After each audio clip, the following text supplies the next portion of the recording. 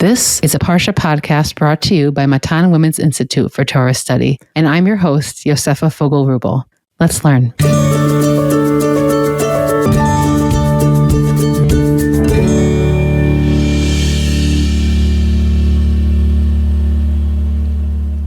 Our Vayikra series focuses on a life of mitzvah observance. We're asking some of the hard questions about Torah observant life through the prism of the mitzvot that appear in the book of Vayikra. Before turning to our episode for today, I wanted to remind you that sponsoring an episode is a wonderful way to show your gratitude for the high-level content we try and put out each week. Be in touch with us at podcast@matan.org.il or at the Matan office to sponsor a Vayikra episode directly. Parshiot Acharei Mot-Kedoshim contains a fascinating mixture of laws. The first parsha opens with the once-a-year Yom Kippur purification rite performed by the high priest, but it interestingly opens with a flashback to the deaths of Aaron's two sons. The Torah explains that one cannot appear at any time to bring korbanot of atonement, but that they have a designated time and place, for example, this once-yearly ritual. This might intend to frame their earlier sin of the two sons of Aaron not as a blunder of intention, but as one of timing and freedom of movement. After this, the Parsha records several prohibitions regarding korbanot, like the prohibition to slaughter the animal outside the approved precinct, the requirement to cover the blood, and prohibition to eat it. These laws reflect the basic Torah belief, in line with many ancient systems, that the blood represents the soul of the living being and therefore, in our tradition, but not in all of theirs, cannot be consumed and must be highly respected. The list that follows the general injunction to be kadosh in Parshat Kedoshim is varied in a somewhat puzzling way, from keeping Shabbat, gifts to the poor, agricultural laws about not eating tree fruits until the fourth year, idolatry prohibitions. Much ink has been spilled trying to find a unifying principle to this list. The last chapter of the Parsha addresses the punishments for various egregious sins, like recalling dead spirits, prohibited sexual relationships, and cursing one's parents. This section strongly correlates worship of other gods with adultery by continually classifying it as znut or prostitution. In this light, the sexual prohibitions mentioned and theological adultery become connected sins. Both constitute abrogation of a relationship meant to be monogamous. About once a year, I bring to this podcast forum a different hat of mine. You all know that I podcast and teach Torah, but the truth is that I spend many hours a week as a sexual educator in the form of teaching brides and couples before and right after their wedding, and continuing ed, mostly for women. And I also function as a yoetzet halacha, answering questions in the laws of nida. And so in honor of these parshiot, which touch upon laws of prohibited sexual relationships, as well as the laws of nida and zava, which appear at the end of Parshat Mitzorah that we read last week, I've invited to join me in conversation two people who also devote much of their life to educating Am Yisrael in these realms. And so I'm thrilled to introduce Rabbi Kahn and Talli Rosenbaum, the hosts of the monthly podcast Intimate Judaism, which addresses intimacy and healthy sexuality in the context of Jewish family life. They raise conflicts and challenges and candidly offer solutions while remaining firmly within the bounds of Torah and Halacha. Talli Rosenbaum has decades of experience in the field of sexual health and is a certified sex therapist and an individual and couples therapist. She is an internationally regarded expert in this field and has published and lectured extensively. She is also the co-author of I Am For My Beloved, a guide to enhance intimacy for married couples, which she published with Dr. David Ribner. Rabbi Kahn, formerly the Rosh Yeshiva of Yeshivat Yisodei Torah, hosts multiple podcasts, including the Orthodox Conundrum, as well as Intimate Judaism with Talli, and has a passion for addressing issues facing the Orthodox world. You can read more of Scott's writing on his Substack, Orthodox Conundrum Commentary. Scott and Talli, it's a total honor to have you on the podcast. Thank you for having us. Yeah, this is really cool. A pleasure. And we've had opportunities to both. I was honored to be a guest on your podcast a while back, a little bit about my work as a madrichat kalot, and also on another forum of Scott. So it's really fun to be able to have you guys here. And we wanted to address today, kind of unpack a really complex topic, which is sort of what are we trying to do in terms of creating a moral life of intimacy, in assuming that in the world of Torah we are embracing our physical selves, we are embracing our intimate lives. The Torah definitely has very positive things to say about this element of our life, this tremendous dimension of everybody's lives, which other traditions take in different directions. But the stakes are pretty high in terms of how we go from what's written in these parshiot, and also, of course, a host of many others, to what that means for our life. And what I mean by that is as follows. Last week we spoke about the tzarat. We spoke about this concept, the skin disease of tzarat. And I actually asked directly my guest, Rabbi Alex Israel, where does this leave us? This isn't relevant to our lives directly. So are we satisfied to say that the Torah spends two whole parshiot dealing with something that it's not even like korbanot, where there's no future for tzarat. And so we sort of take it in, but we have ideas that it brings to our life, and we live with those ideas, and that could be enhancing, or it could be something that we kind of ignore. But when it comes to all of the sections about sexual intimacy, prohibitions, bodily impurities that are very deeply related to our sexual lives, the stakes are high because on one hand, they also get developed as halacha, and this has tremendous impact on those who are safeguarding the Torah. But it also is reflecting a certain philosophy, which gets developed very subtly by our sages. There's no, like most philosophies, they don't actually speak about philosophy openly, and so you have to sort of figure it out from a whole host of disconnected statements. But the stakes are high because other traditions have taken these laws and these ideas in such different directions, and this is going to remain and will always remain a central dimension of our lives. And so, what I wanted to think about with you today is both about that gap between what gets written and what sort of gets formulated into what we perceive as the accepted way that Jews are, supposed to live their lives, and also maybe to come out with some deeper ideas about what some of these stipulations, most of which really become very clear, dry halacha, but what they also offer us on a more philosophical level about our sexual lives and where that's supposed to go. So I guess I'm curious, Scott, if you could maybe first respond to that idea.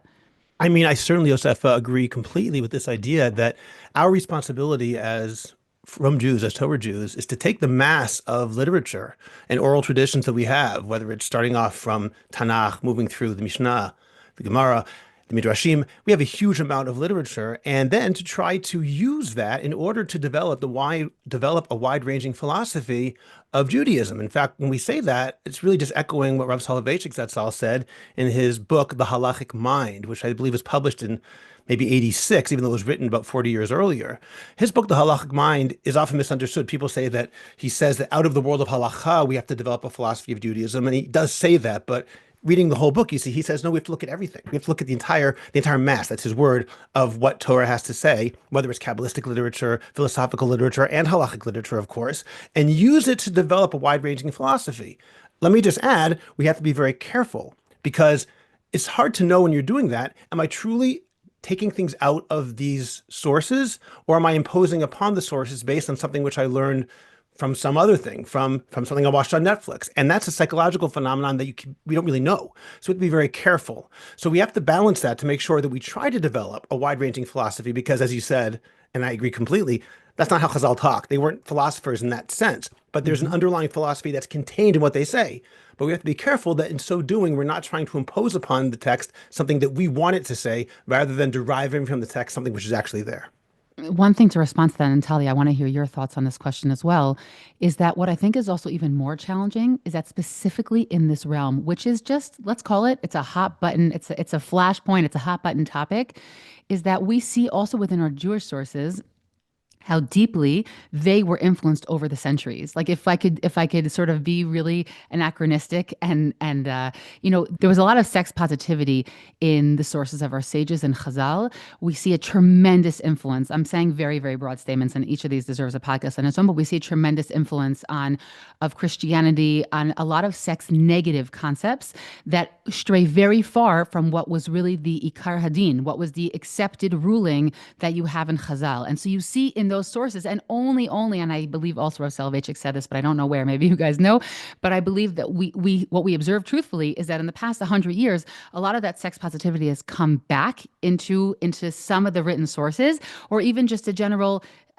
hesitation to write things down, because a lot of the positivity sort of gets numbed when it gets written down, but it actually can be translated mimetically, often much more successfully. So even in our sources, we see the deep influence by a lot of other ethics that are not necessarily endemic to who we are. Can I add one point to that, if it's okay, just to follow up? I think that there's not necessarily anything wrong with learning something from an outside source and then being able to say, oh, this actually accords with, or maybe doesn't accord with Torah, but to understand it, maybe even gain something from it, we just have to be aware of it. We have to know what we're doing at any given moment.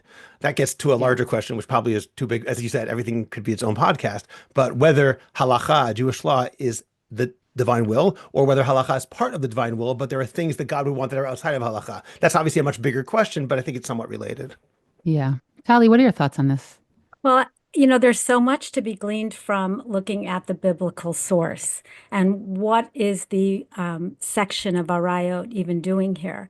And so I think that it's all wrapped up in this idea of Kedusha. And what does even the concept of Kedusha mean? We say, we like to use the word holy, but it's really not about being inherently holy. It's about being separated, being different, being distinguished. So God says, I want you to be holy because I'm holy. We were created in the image of God. And so we want to be like God. And to be like God, we need to be different from the idolatry and the paganism that was at that time. As we move forward in history, we also want to distinguish ourselves from the Christianity and then later the Western morals. And then, we can certainly discuss all that. But I think we want to go back to what it means to be, not like Mitzrayim, not like Egypt, and not like Canaan, but what it is to be us. And that is through a set of boundaries and laws, and whether these laws are, chukim, or whether these laws are mishpatim, that's a very good question, because I think that there's some controversy over that amongst the Rishonim, but amongst the sages, I'll say. But what we do know is that they're very different than what was being done in the pagan cult practices of the time, in which sex was used as part of ritual. It was used as a way to objectify. It wasn't about what God is now saying we want it to be about in terms of the values around it, the covenant, the commitment, the connection, the meaning, the not using people for the purpose of sacrifice, just like we're different because we don't do child sacrifice. We also don't sacrifice people and use them in sexual ways, in power ways and ways of power. That's what things were done. People were there wasn't this discussion around consent.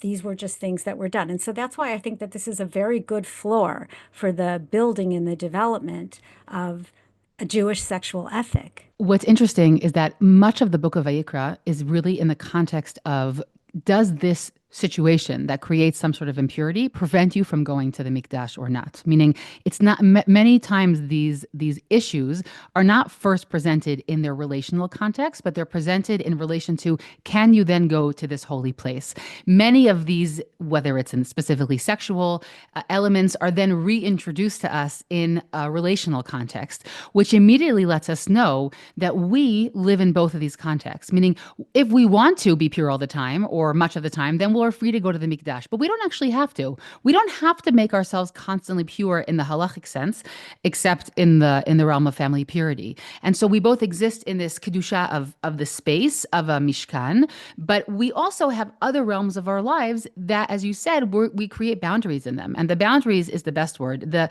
prushim that often gets used to describe or to translate the kedoshim to you is one route, but I would say it's definitely not my favorite route in terms of how I like to explain that. And also as a personality, I think that for many it feels somewhat aesthetic and sometimes can be something that feels very negative. Or Rav Hirsch actually explains it very nicely and says it's the route to getting to what you want to get to. Meaning you become parush in order to become kadosh. You do that like hard work so that you can then achieve something else. But your goal isn't to be separated. Your goal is to be integrated. And so when we get to this list of these prohibited sexual prohibitions, as you said, that we're told it's like maaseh knan, and we're being differentiated from the cultures around us that had a very different kind of ethics surrounding their sexuality, which essentially seems to have just been much more permissive.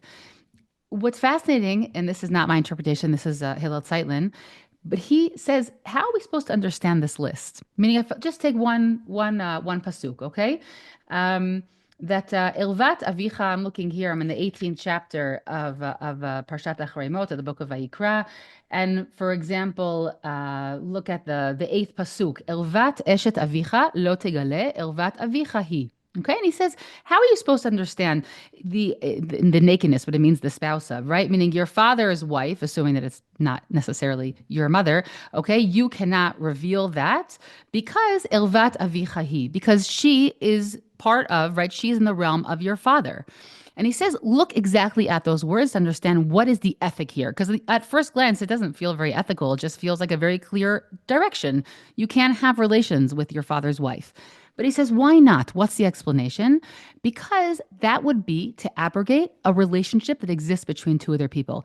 Elvat avicha, he, meaning she and he are in their own realm. And if you get involved in that realm, you are putting yourself in a place you shouldn't go. So it's a much more elevated conversation. And he looks at every pasuk like this, okay? Elvat achot imcha lo tegale ki she'er imcha hi. You can't have any relationship with the sibling of your mother because she is related to your mother. Meaning, it's not because there's something inherently wrong with the act, but because it would be to abrogate the sisterly bond between them. And so when he looks at all these psukim, he comes out and says, here's our ethic. Our ethic is that these are all individual autonomous relationships. And if you put yourself where you shouldn't be, then you are entering the sacred space that belongs to somebody else. And it's just a very interesting and beautiful way to look at what can be looked at as a very, very technical list and say, it's actually revealing to you mamash in its very simple words what the issue is. And it goes back to the idea you said of these boundaries, that these boundaries are there because they're protecting sacred spaces that are sacred because they're shared between two people. I want to add one thing, which I think there's a danger here. And I agree with everything you said. We have to be careful alongside of this. And this is also emphasized by Rav Soloveitchik in that same book, The Halachic Mind, that when we start translating halachot into values, we can't by mistake say, well, therefore, I can hold this value without following the halacha, because if the essential point is the value, therefore, in this particular case, whichever one you might choose, in this case, this value doesn't apply, so therefore I can violate the halacha. And Rav Soloveitchik is very clear. He says that is not the case. We have to always remember that the description and the value and the reason, so to speak, we get are always secondary to the law itself. In fact, he uses the Rambam as an example. He says the Rambam in the Moreh Nevuchim, where he was acting as a philosopher, is an inferior philosopher to the Rambam of the Mishnah Torah, where he was acting as a halachic scholar. And the Rav says that in Moreh Nevuchim, in the Guide to the Perplexed, he'll say the reason for Shabbat is the ethic or value of rest, for example. And the reason for kashrut is health or whatever other things he might give examples for. Whereas in the Mishnah Torah, the Rambam, for example, this is the Rav's example, in describing Tkiyat Shofar, blowing the shofar in Rosh Hashanah, says, what's the reason? He goes, Gzerat HaKatufi. It is the law of the Torah. However, Remez Yeshbo, there's a hint inside of it that we can derive ideas from. So I just want to add on as an addendum, there's one thing to say, these are values that we derive, but we always have to remember the values are subservient to the law itself. And even if in a theoretical case, the value doesn't apply, that doesn't abrogate the halacha in that case. So I would like to respond to that by saying that, you're quoting the Rambam there. The Ramban is the one who, I believe, talked about the concept of naval birshut haTorah. And so it's like hafuch al hafuch about what you're saying about Rav Soloveitchik, in that, yes, it's true that halacha is halacha, and if you practice according to halachot that are in line with what you believe your values are without regarding halacha, which is the bottom line, then I could see where you would have an issue with that.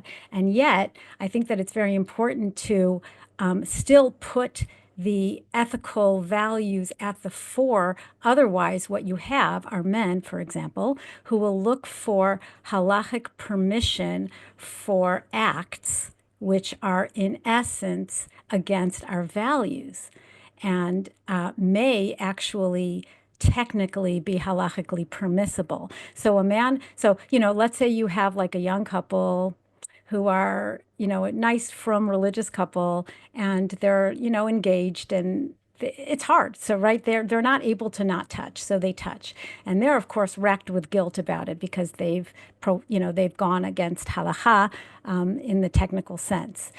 Where you might have some married man who goes to a prostitute, but yet dotted all of his I's and crossed his T's to make sure that she's not Jewish or whatever it is that he has to make sure about in order to demonstrate that he in fact is not committing any halachic crime.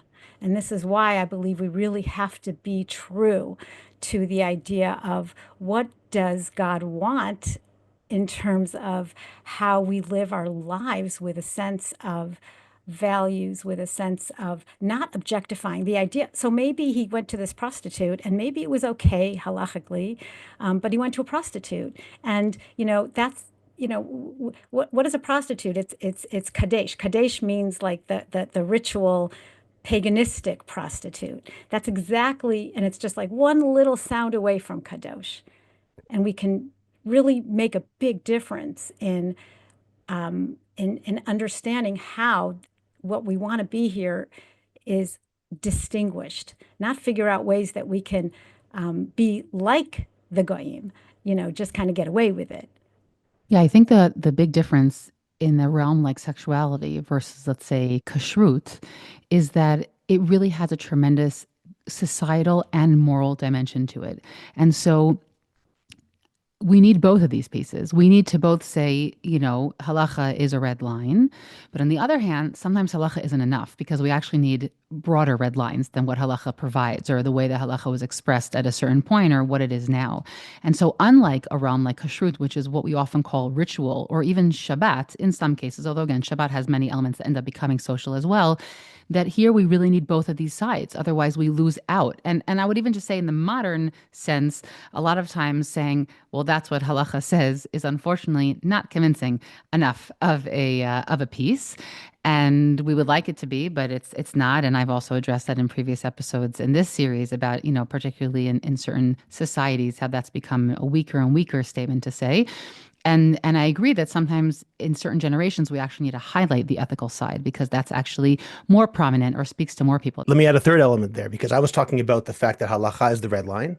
And even if your values conflict with halacha, you still got to do the halacha. Talli's adding the Ramban, who says if you follow every halacha, you can still violate your values, and you have to go beyond the simple halacha without becoming a naval b'reshut Torah, a terrible person, without actually technically violating anything. I once had a teacher who said the biggest thieves in the world are people who know the halachas of robbing because they can figure out how they can get out of things. So that's certainly true. But there's another level also, which is not so much a contradiction to this, but I think it has to be added that there's an ongoing tradition that we can't deny still exists. We often think that the oral tradition's dead, everything's written down, but there's an element where even against the natural halachic assumption, there are things that might be true.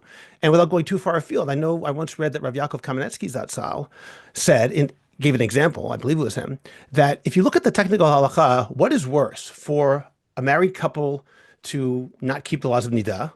That's a chiyuv karet, that's a very serious violation, or to just marry a non-Jew. Well, that's maybe a Torah prohibition, maybe it's not Torah prohibition, it's maybe rabbinic prohibition, whatever it is exactly, it depends who you marry. So he said, well, if you look at the halachic reality, one is maybe a Torah prohibition, maybe a rabbinic prohibition, and one is chiyuv karet. If you're going to violate the laws of nidah, better to marry a non-Jew. No one in the world would say that. That's absolutely absurd. It's ridiculous. Yeah. No one would say that. There is a tradition that is not necessarily codified in that way that we all kind of know. And we have to remember that's a part of what we're talking about as well. I guess that's part of that massive information from which we develop our values. Totally. And I think particularly in this realm, and I am someone who works in this funny space of being an educator, but also having a halachic hat, is that I'm constantly speaking with people about the fact that a lot of what is written is not a great summary of all there is to say, meaning a lot of things that are most important, or I'd even say a permissiveness. I'm talking specifically between married couples. There are halachic authorities that are very hesitant to write many of these things down, and the gap. I've once even heard a quote in the name of somebody else, but there is no realm that is greater than the realm of hilchot nidah, or all that is permissible between men and women sexually. There's no greater gap between what is actually done or truthful halachic practice and what is written down. And that's a gap that's understandable for a whole host of reasons, but it also creates a bit of confusion oftentimes between what's sort of an established sexual ethic in the religious world versus, what's the difference between fact and fiction. And there's a tremendous gap between what is considered okay or not okay between different communities. And that is just also fed by the fact that there's a lot that goes on medically, and there's also that which is written down. And while there's been a lot of effort to sort of, I don't know, fix that or make what's written more whole, it's still a tremendous gap that we live with. I mean, as you're speaking, I'm thinking about how, on the one hand, this sugya, this parsha that we're dealing with, kind of sets the tone for how we differ as a nation. And part of that is, kadesh et atzmecha b'mutar lecha, like we mutar lach. We want to, in the ways in which we behave. Kedusha is very much behavioral. It's what we make of it. So sex, for example, is a human need. It's we all uh, we all engage in it, right? To connect, to reproduce, to have pleasure, and we do it in a way. We strive to do it in a way that that isn't gluttonous, like the same way that we have laws and boundaries around the way that we sit down to eat a meal, correct? So I think that being aware of our value system around sex as we are introduced with those laws in this parsha. But then as we kind of go into, as we develop as a nation over the centuries, right? And like we said, we wanted to differentiate from Christianity and differentiate from other cultures. Today, I think that, and this is part of what we deal with a lot in our podcast, is that today we really do encounter conflict because we're living in a modern world, and the values of the modern world differ in many ways from the basic values of Judaism. And so this really brings up a lot of as existential conflict, identity conflict. For example, couples marry later than I'm sure people were married at the time of when these laws were put into effect, so to speak. We know more and understand more about homosexuality than we did in previous generations. As a matter of fact, this is also interesting because you may be aware of some approaches. I think Rabbi Dweck has spoken about this, that Mishkav Zachar, which is also mentioned, and Toeva are concepts that had to do with pagan cultish rites, and that it wasn't about two men who are committed to each other and who love each other. Now, halachically, nothing will change. That's going to stay the Right. same. It goes back to that ethic versus halachic But here tension. again, we have the ethical issue. What do you do when you are wired that way and you want to live a Torah life? So that would be just one example of many conflicts that we encounter in today's world. And What's now, another value that you think really creates tremendous conflict with, well, right? We've spoken about awareness of homosexuality and also maybe later age of marriage alongside sort of an inability to act, to fulfill yourself sexually earlier. What else? What other right. kind of Well, values so create we, we, conflict? we talk a lot about the conflicts, the inherent conflicts, also regarding masturbation and also regarding any kind of sexual behavior with the opposite sex before marriage. These are all difficult in today's society. But what we're also finding now is that that as Western society values trickle in, and Western society values, they don't look so much at things anymore as being ethically problematic. They look at things as either being illegal or non-consensual. They're not really pathologized, which is fine. That's great. I think that we can learn a lot. We can learn a lot about the concepts of autonomy, and we can learn a lot about the concepts of consent, because what you were saying before about maybe there's just not enough in the sources about these concepts. I think that there isn't enough spelled out around the concept of consent. Although we have concepts of obligation. Men are obligated to their wives. Oh, now they're not allowed to take away their time from them, and that's a biblical commandment. So we do value that sex also has some amount of obligation to it. But in terms of the conflicts, I think that there's a big conflict with monogamy. I mean, in society at large, monogamy is no longer I would say, a muvan me'elav. It's no longer assumed. And there's a great deal of polyamorous communities happening, and it's no longer considered the mainstream. And I think that is beginning to challenge certainly amongst the younger couples that we see. I think that it's always been a challenge, but it hasn't been as openly discussed perhaps as today. And I think that if we go back to the original values of Judaism and move away for a moment from the halachic aspect of it, we know that God expects marriage to very much mirror his relationship with Am Yisrael, which is one of commitment and one of monogamy and one of non-betrayal. I mean, betrayals happen, but they need to be repaired. It makes God angry. So, God, do you want to say something? Yeah, I'll just add that I think that, and I'm always afraid of being reductionist and simplistic, but I wonder if part of what can sort of tie together a lot of those different things you mentioned, Talli, when you talk about the society outside of Western society, whatever society we're talking about, does not value monogamy the same way it used to, or when you talk about masturbation or homosexuality or anything, because those aren't values; those are just things people do or don't do. I wonder if the overall value is the value of what we might call of autonomy, that we have an extreme value upon human rights, and human rights are a good thing. I don't think that's a bad thing at all, but I wonder if the definition in the West of rights has been expanded beyond recognition. Once upon a time, if we go back to, for example, the U.S. Constitution, a Lockean type of understanding of rights, rights are something which are you're born with. There's certain inalienable rights because you're born with them. I have the right to talk. But nowadays we see things like you go into a hospital, a patient's bill of rights.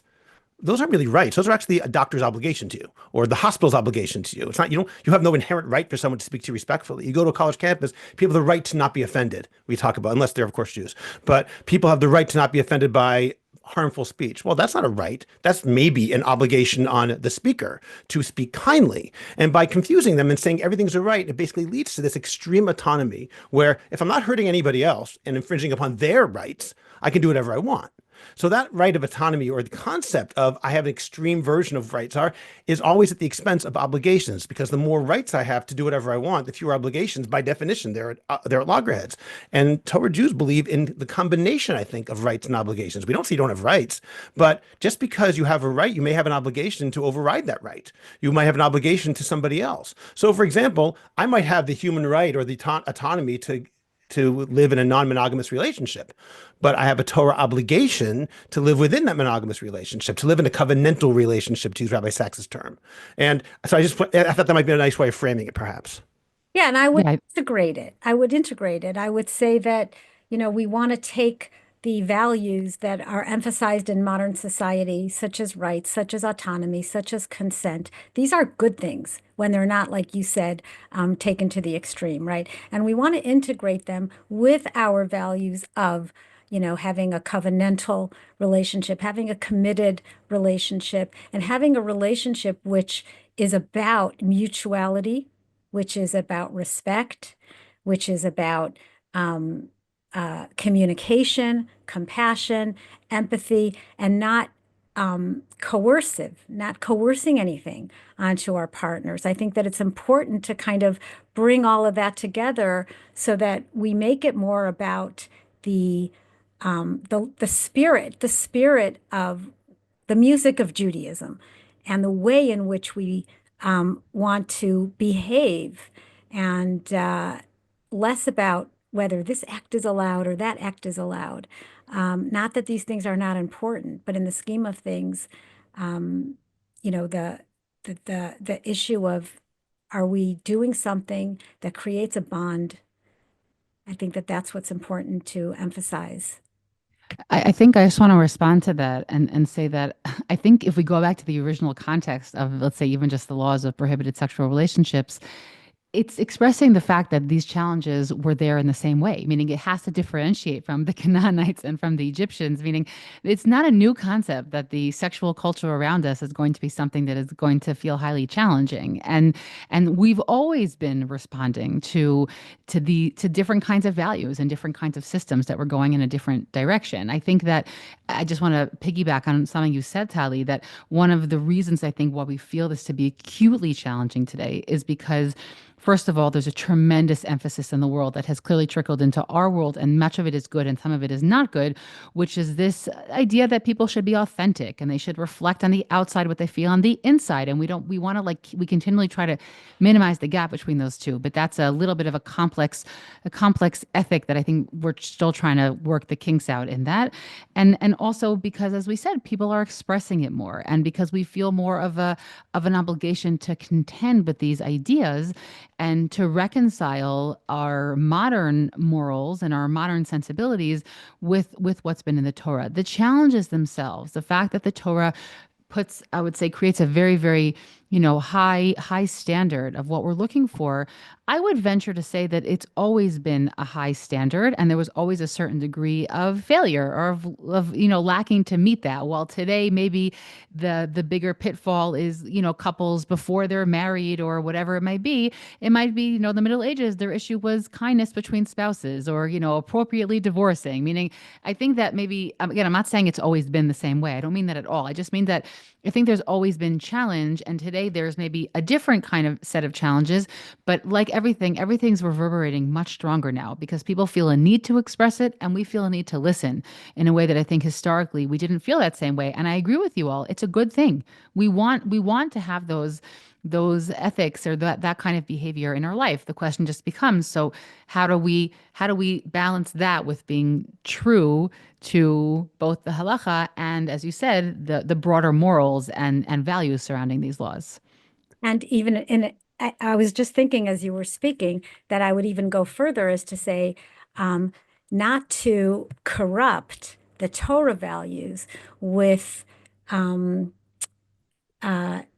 use of non-consent, use of obligation in a way that prioritizes obligation over consent. And this is something that is changing, but this is something that we've seen, and I'm sure you've seen in your work, this idea of sexual obligation in a way that almost oppresses and almost traumatizes, that we really do need to be aware of using text or using this idea of obligation to create entitlement or to create sexual trauma in ways that what we understand is that foundationally the Torah expects consent, mutuality and consent. It also says it outright, by the way. And Just it there's says many it. statements in the Gemara. Yeah, never Yeah. allowed to force a woman to do something she doesn't want to do, etc. I mean, we have many statements, thankfully. Yeah, and there are many In fact, ways, and the main victim of the yeah, lack of consent is actually the husband.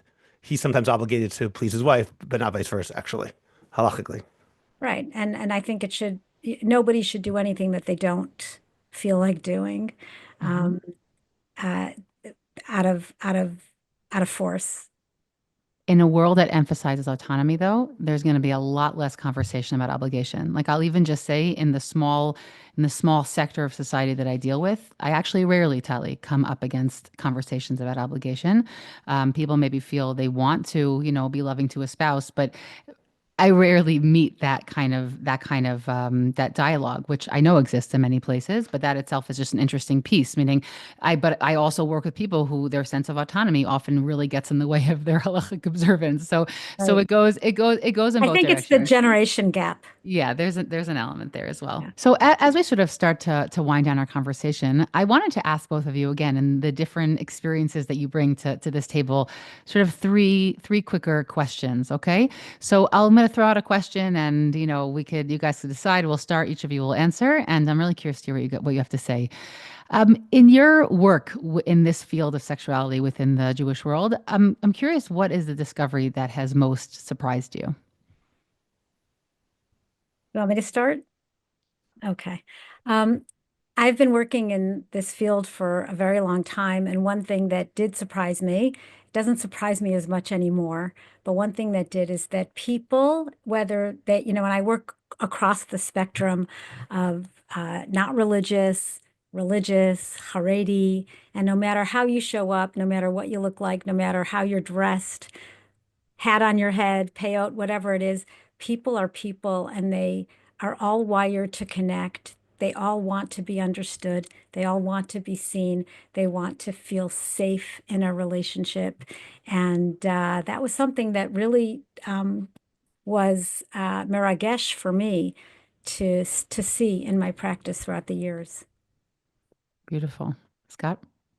I think I'm going to unfortunately have a more negative view. The thing that most surprised me, and perhaps it's just because I'm naive, and I've been doing this a lot less than Talli has and for a lot shorter amount of time, but I was surprised by the degree to which people are in pain, the degree to which there's ignorance, the degree to which people don't know what they're allowed, not allowed to do, and they assume things that may or may not be true, very often not true. And simply beyond that, the amount that there's going on I'm talking about in Orthodox and Torah communities, why there are things going on under the surface, paint and place type things, where you have a beautiful community on the surface, and there's all sorts of problems. I'm talking about relational problems, sexual problems underneath that we're not even aware of unless you start looking. And the fact that so many people are in pain and so many marriages are not as serene as they may seem on the surface, that's something which I find painful, but very important to know. I'm going to interrupt my own lightning round and just respond to that piece to say that to me, again, this goes back to something I hinted to before, but there's a very big gap in mimetic traditions that get to people's ears. And, some people are given a, permissive, placid, calm kind of like sexual education, whether said directly or absorbed by osmosis. And that can also work well in some cases. And others are really taught something that is minimizing, that is restrained. And I don't know what to say about it, except that I think that it's problematic in the sense that there isn't, meaning we're a broad group of people. There's always going to be a broad range of behaviors, and there's always going to be a gap between what somebody is taught and then what happens in their own life, which is going to be a product of two personalities and two humans meeting each other. But I will say there's a very, very big lack of uniformity in terms of what is taught. And like I said, it's reflected in what's written. It's reflected in the gap between what people are willing to write and what people are willing to say. And it's reflected in the ways that we teach and how that is not a sort of established formula or established class or, stop along the way, but it's both taught to people formally or just through life experience and sometimes through formal situations like hadrachat kalot and chatanim.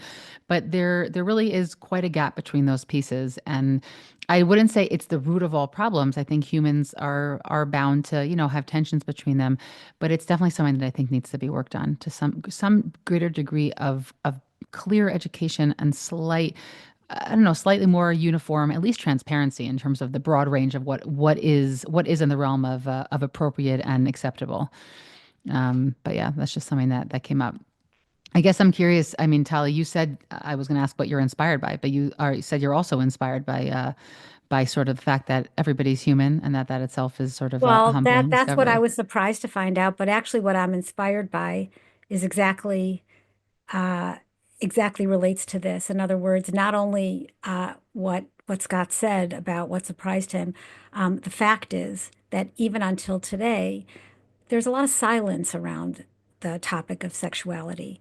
And again, you're younger, a lot younger, and you're in a whole milieu that is exactly what I'm inspired by.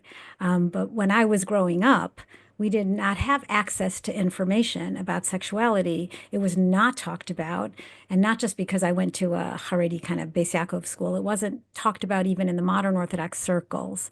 And today, there is such a proliferation of courses for premarital education, not just the halachic, which is not important, it is, but in addition to the halachic, the actual guidance, the discussion of pleasure, the discussion of anatomy and physiology, and the use of devices to help enhance sexuality. It's talked about freely, and there are places where people can go today to have their questions answered, and they don't have to go to a sex therapist. The sex therapist is the last stop on the list. And that availability, the conversation. And by the way, the fact that they don't have to go to pornography because it's a big tikkun. When children don't have access to information about sexuality, that's where they will go. And I'm not saying that we don't have a huge problem in this area. Unfortunately, we do. But I think that these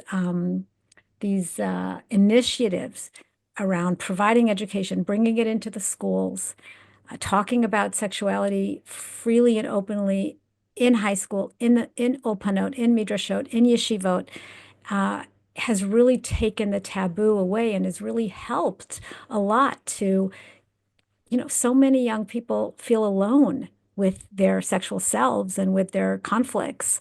And the fact that there are places to go today, and there's, the Eden Center and Merkaz Yahel and whatever there is that's available to Torah observant people, is a great source of inspiration. I mean, as long as they're giving the correct information. Yes. Scott, what's inspiring you?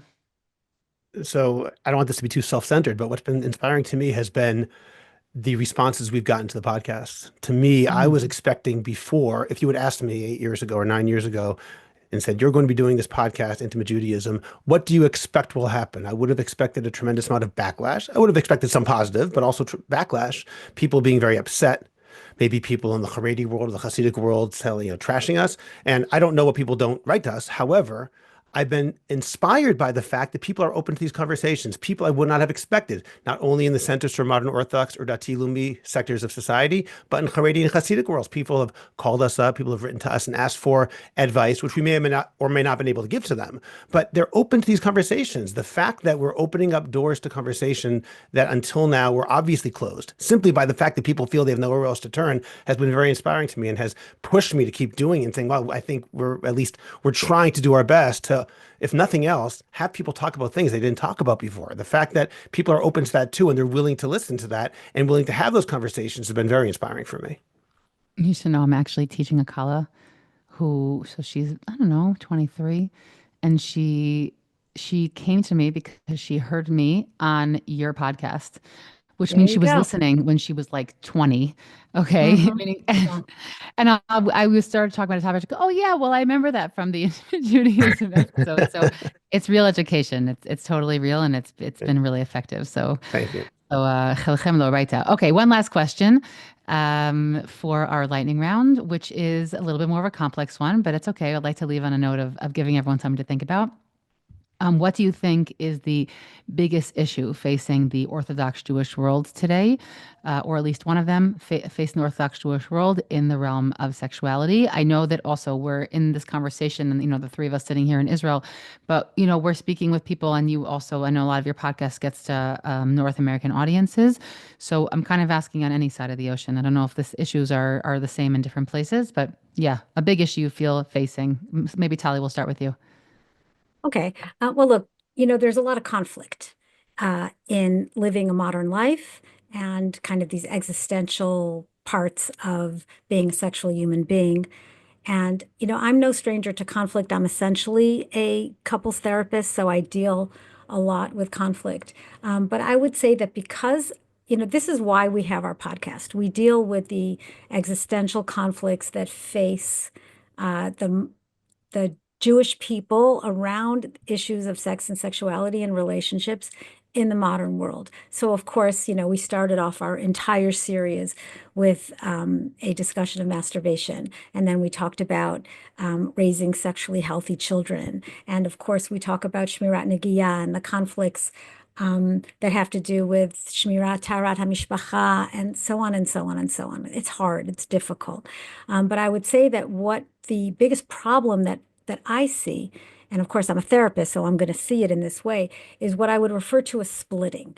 And what happens in splitting is that you don't integrate the parts of yourself. There's, I'm 98% this good from person, but I'm 2% this person who's doing this stuff on the side. I'm not really able to integrate. And the lack of integration is going to be there, especially if you are, if you don't fit, right? If you have a kink that you are, very attached to, or if you are a homosexual or gay or lesbian, and you don't, and you want to live a Torah life, but there's no place for you, or if you're single and older, I think that, this kind of not being able to fit in because you didn't get married at 20 years old and you didn't start, you didn't go through the exact kind of cookie cutter life that works for you and makes it not as challenging to live your life, then this is a painful and difficult and sad kind of place to be. And so as we're kind of winding down our discussion on relationships and sexuality, I do think that we have to acknowledge the people who are not married or not in a relationship or are not able to fulfill themselves or their relational parts of themselves in a way that fits, in the way that fits into both the halachic values, the halachic parts of Torah, as well as the ethical and moral and values parts of Torah. And that's always a very sad thing. There are, we talk about a lot of issues, but there are a lot of issues that we can't resolve. Yeah. Okay. Thank you for that. That's really fascinating. This splitting, this bifurcation of who we are and being able to integrate those parts. Okay. That's really fascinating. Yeah, Scott. Big I issue. can't say this is necessarily the biggest issue, but the one that I've been thinking about in preparation for our conversation today really is what we said before in terms of autonomy and the fact that every person is an island and therefore believes, number one, that he or she can do whatever they want. And therefore, the whole concept of Torah law or Torah values are often secondary to whatever it is that I want to do. And along with that, that same autonomy is expressed, and we can see it in access to information. These are good things. I'm not against autonomy, and I'm not against the internet, and I'm not against information. I'm not against sharing of information.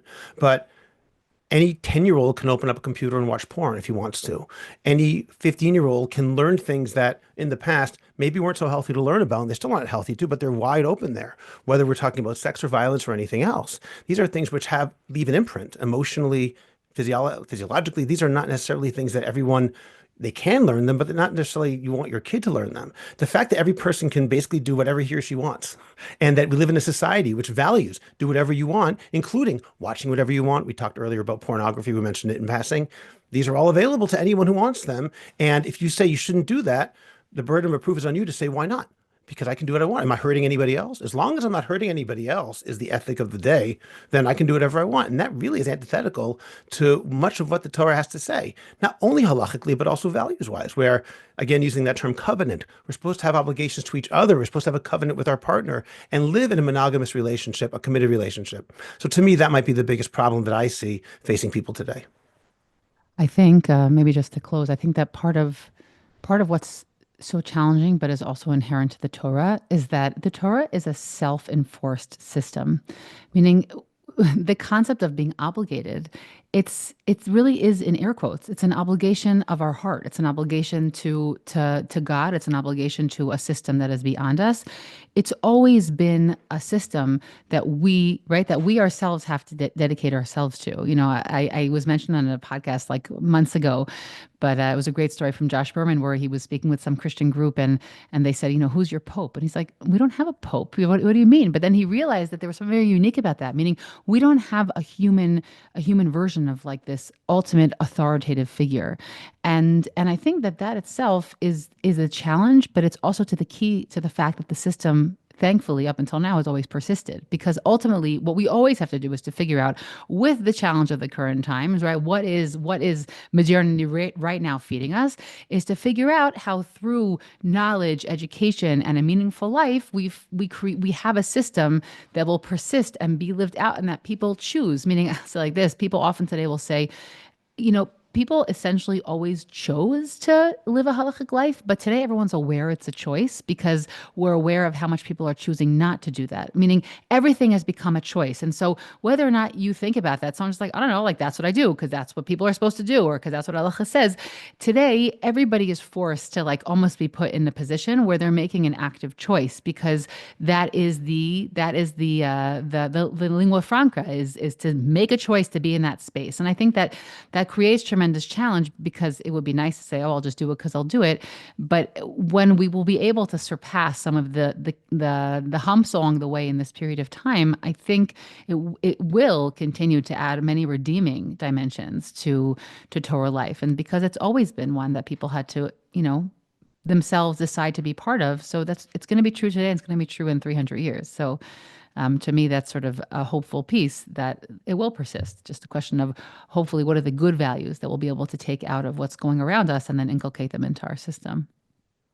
Very much so. Thank you so much for being here, Talli and Scott. It's really been a pleasure.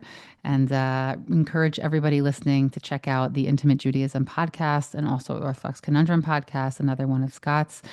Both are really, really important. And what's really fun, by the way, about the Intimate Judaism podcast is that no matter when you start tuning in, you can always go back to the first episode, because this is not information that becomes passé or irrelevant like a parsha from 3 months ago. So I really encourage you to check it out, and you can have such a plethora of information to learn and glean.